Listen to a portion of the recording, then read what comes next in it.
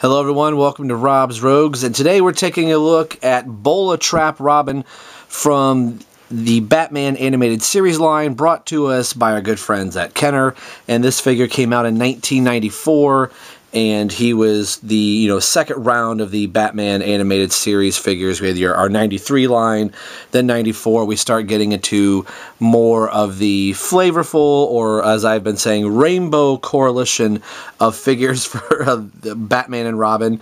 We do get some villains and some other main characters in the Batman animated series line, but they were constantly giving us different Batman and Robins in this line.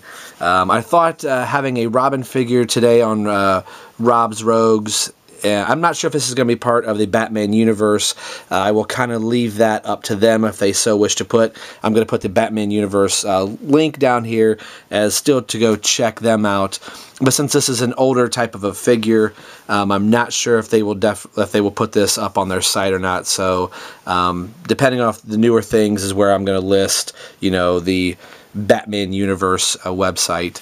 But also with today being the day that Batman Incorporated 8 comes out, is very Robin heavy and something very big. I'm sure most people probably know what that thing is, but for those people that don't, go to your comic book stores and check out Batman Incorporated 8.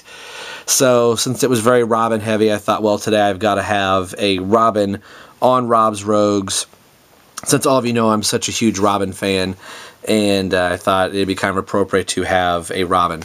This is the third new sculpt from the Batman animated series line. We have the standard Robin, then we had the Ninja Robin that had just a little bit, he was a little bit bulkier of a figure, and he was in a kind of like a crouch stance.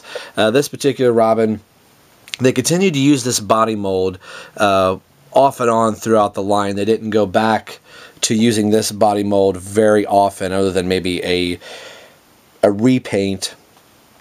But this one they used quite extensively throughout the line. I don't have any more of this mold. After a while I stopped buying a lot of these different, I keep saying Rainbow Coalition, but Flavor of the Month or Banana Robin here, or any 80s music fans, this could be Striper Robin, if you know who the Christian rock group Striper is in the 80s, and they're still out playing today. But I stopped buying a lot of those figures after a while. I thought, it's not show accurate, it's not comic book accurate, it's just a different flavor. I did like some of the gadgets and gimmicks, but after a while, again, I was just like, I'm not going to waste my money buying the, Flavor of the Month Batman and Robin. I started buying more of the, standard figures or, villains. But this was a figure I did like. I kind of sound a little unenthused. I think back in the day when I bought it, I thought, oh, that's pretty cool. Robin's in, a bright yellow and black, and he's got this, bola on here. So it turns here, you can obviously spin it like I did just there, or there is a handle back here that you would use to be able to spin. And it still spins really good. I don't know if the camera could pick it up or not. Hey, I guess it does pretty good. You could see that it's bowed here, and that is how it's been from the entire time that I had it.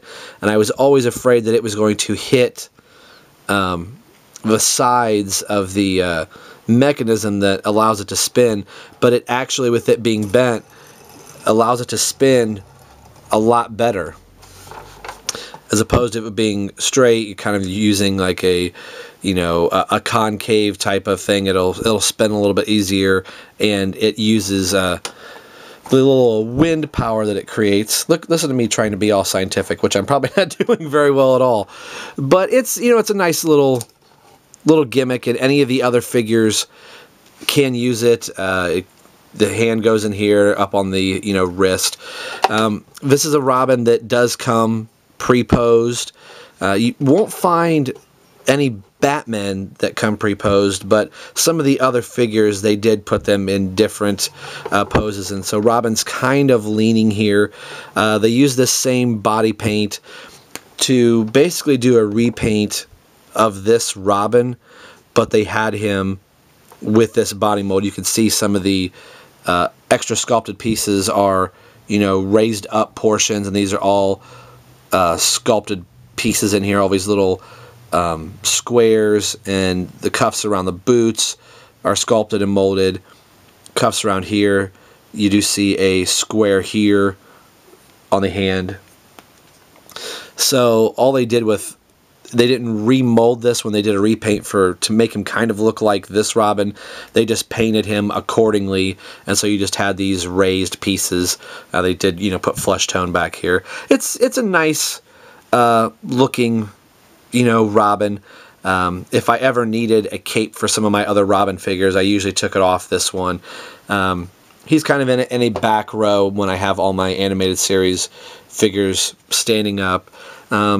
You know, this is one of those where if I go back in time, I might have talked myself out of buying this. Somebody did ask what my least favorite Robin was from the animated series that I bought, and this is kind of up there. I mean, me being a huge Robin fan, I do like all things Robin, and I did generally gravitate towards buying Robins just, you know, because I like Robin.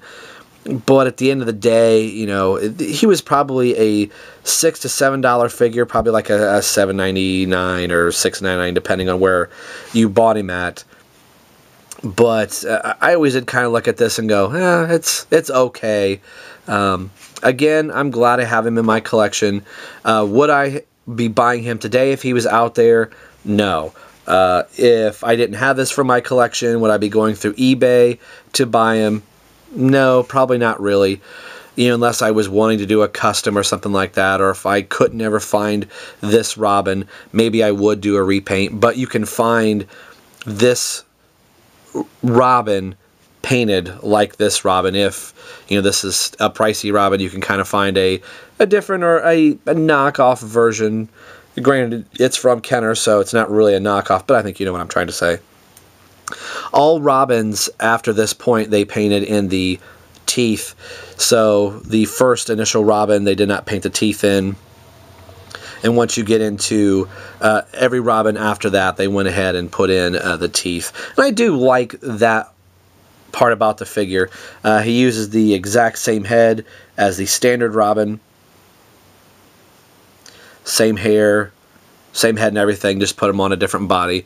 So that is something nice that they kind of refreshed us a little bit and, you know, did give us a new and different figure. And I believe that's why I bought it, because this was the first figure that came out in this body mold. I thought, well, he's different, and, you know, you could kind of make believe that, you know, he's wearing this particular suit for some odd reason.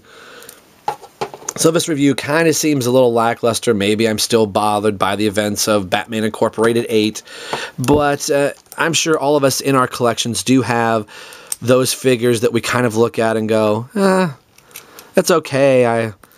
I probably shouldn't have bought it. I would like to think I bought this on clearance, but I am almost positive I paid full price. And it's amazing what a little bit of time and perspective does when you kind of go through your collection.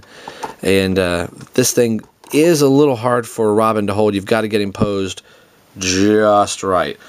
So there we go. So this is a short little review. Today we've been taking a look at Bola Trap Robin. So thanks everybody for watching. Thanks for the support and supporting me and the Batman universe. So like I said, I'm not sure if this is going to appear on their channel. I will leave it up to them since this is an older figure. But as always, this is Rob for Rob's Rogues and the Batman universe, signing off saying we will see you guys next time.